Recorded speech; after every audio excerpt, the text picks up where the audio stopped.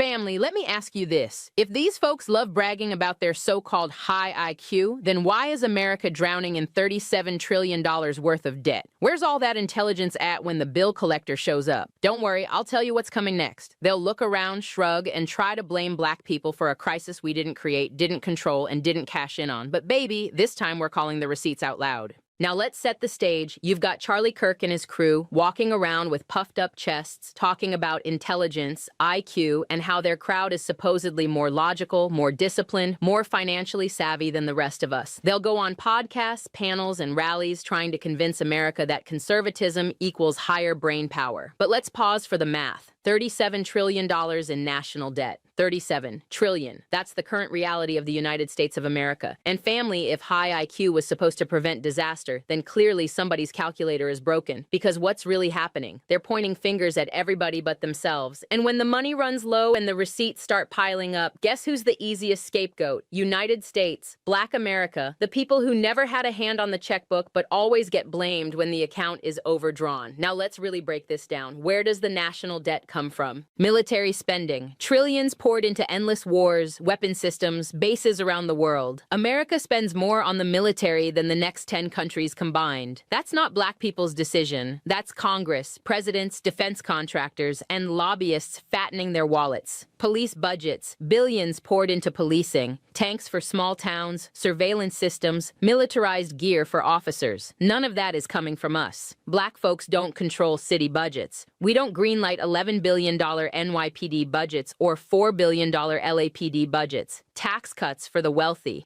Every time Republicans scream about economic growth, they hand out tax breaks to billionaires and corporations. That blows giant holes in revenue, driving up debt. Who benefits from that? Jeff Bezos, Elon Musk, hedge fund managers, not us. Bailouts. Wall Street crashes the economy in 2008. Taxpayers foot the bill. COVID hits, billions in corporate welfare checks fly out the door. Again, not us. So when Charlie Kirk and his crowd act like they're the ones with the superior minds, family, all I see is selective memory. Because none of that $37 trillion was signed off by Black America. We've been fighting just to get crumbs for schools, healthcare, and reparations. Meanwhile, these geniuses are co-signing trillion-dollar wars, and here's the wildest part. They'll brag about IQ and then go right back to scapegoating us. You'll hear it in their rhetoric: crime in Black communities, welfare dependency, Democrat-run cities, as if the $37 trillion debt is the fault of somebody getting food stamps.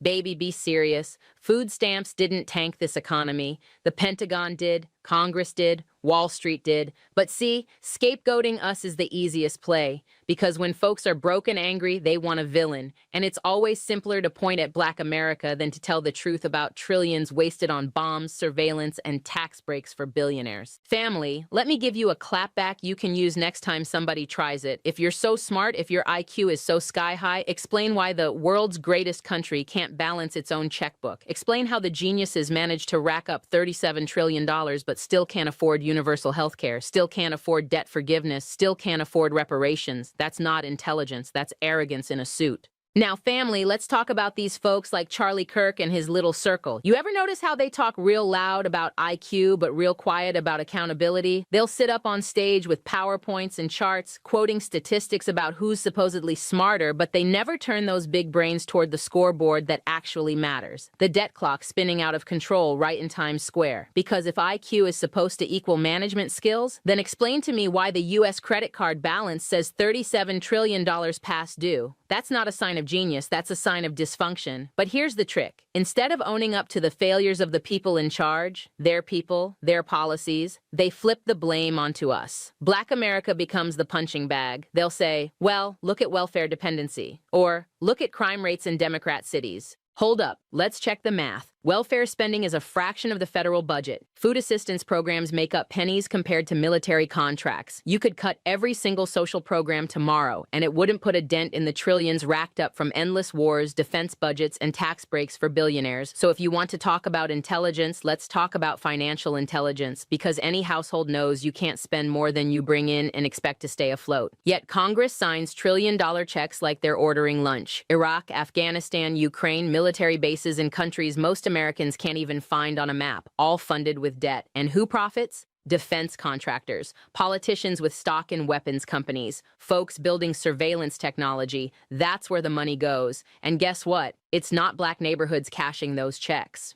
But let Charlie Kirk tell it, and suddenly the $37 trillion debt is tied to some single mom in Detroit or some young brother in Atlanta, as if we're the reason America can't balance its books. Family, that's gaslighting on a national scale. Now let's bring receipts on policing. Every year, America spends over $100 billion on policing, not including jails, prisons, surveillance, and lawsuits for police misconduct. Add it all up, and you're talking hundreds of billions annually. And for what? For departments to be militarized like mini-armies while crime rates still climb. That's not investment, that's waste. And family, notice the contradiction. They'll tell you policing is about safety, but the budgets balloon while communities stay underfunded, schools crumble, healthcare bankrupts families, infrastructure falls apart. But the police get shiny new tanks and tear gas. And who ends up footing the bill? Taxpayers. That money gets borrowed and added to the debt. So the next time somebody with a high IQ tries to point at us, flip it back. Ask them, who controls the Pentagon budget? Who approves tax breaks for billionaires? Who bailed out Wall Street in 2008 with trillions of taxpayer dollars? Spoiler alert, it wasn't Black America. Now let's deal with Charlie Kirk directly. This is a man who has built his brand pretending to be the youthful face of conservative intellect. He loves talking about how smart his side is compared to the liberal mob. But when it comes to policy, his crowd co-signed the very decisions that blew up the debt. Bush-era wars, supported. Trump-era tax cuts for the rich, supported. Police budgets ballooning under law and order agendas, supported. So if we're grading intelligence by results, the report card says failure, because you can't brag about IQ and then hand America a $37 trillion bill. That's not high IQ. That's high hypocrisy. And family, here's the part that burns me. When the economy sags, when the bills come due, when America is standing there broke, these same folks look around for scapegoats. And who do they point at? United States. Black America, the smallest slice of the pie with the least political power, the group still fighting for equal pay, equal schools, equal health care. Somehow we're the problem? That's projection, plain and simple. They created the crisis, but they want us to carry the shame. But let's not fall for it, because the numbers don't lie. The Pentagon's budget for 2024, $842 billion. Policing across America, over $100 billion.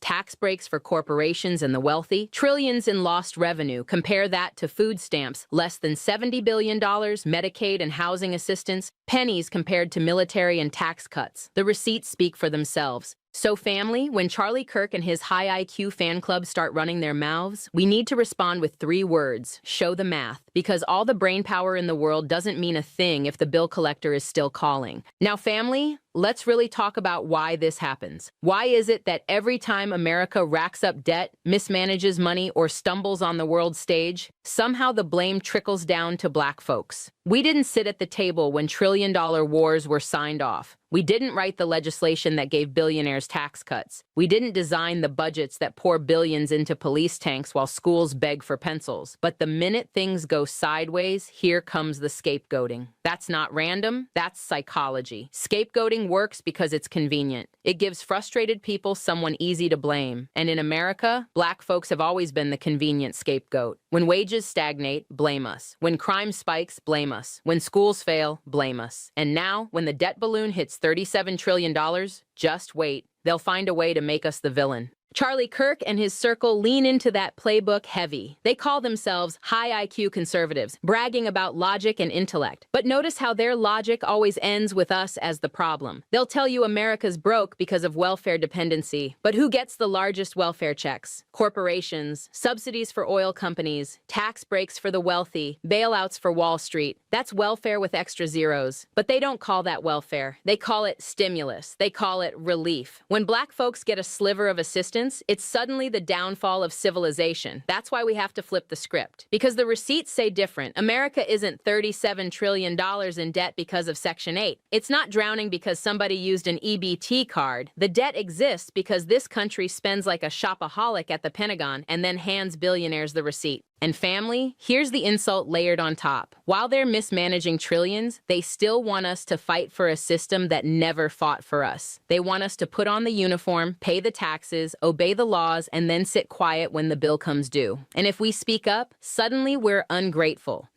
We're not ungrateful, we're clear-eyed. We know where the money went, and we know who wasted it. So let's ask the hard question. If your IQ is so high, why does your system always end with debt, destruction, and deflection? If you're so smart, why can't you balance the budget? If you're so intelligent, why are you running the same scam decade after decade? That's not genius, that's generational gaslighting. Now let's flip this toward empowerment. Because family, we can't keep playing defense against scapegoats. We have to call out the truth loud and consistent. Black folks didn't create America's debt crisis. We've been surviving inside it. We've been the ones making something out of nothing while the so-called geniuses were writing trillion-dollar checks to defense contractors. And here's what we need to do. Keep receipts handy. When folks try to spin the narrative, drop the facts. Pentagon budget versus food stamps. Tax breaks versus social programs. The numbers always expose the lie. Challenge the high IQ narrative. Intelligence is not about test scores or smug speeches. Intelligence is about outcomes. And the outcome of their leadership is $37 trillion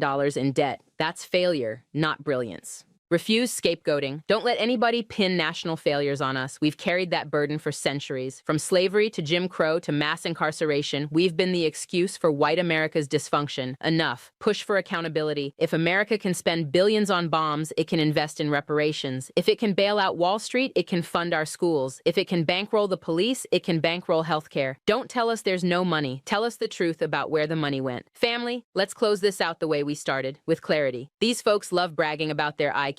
But you can't brag about intelligence when your books are bleeding red ink. You can't call yourself a genius when the nation you run is buried under $37 trillion of debt. And you definitely can't point that finger at us. Because Black people didn't create this crisis. We've been surviving in spite of it. We've been paying taxes, building culture, raising families, creating wealth against the odds. And the one thing we're not going to do in 2025 is sit quiet while Charlie Kirk and his circle try to scapegoat us for America's overdraft notice. So the next time somebody flexes their high IQ, just remind them, smart people don't run up 37 trillion tabs and then look for somebody else to blame. That's not brilliance. That's bankruptcy with arrogance on top.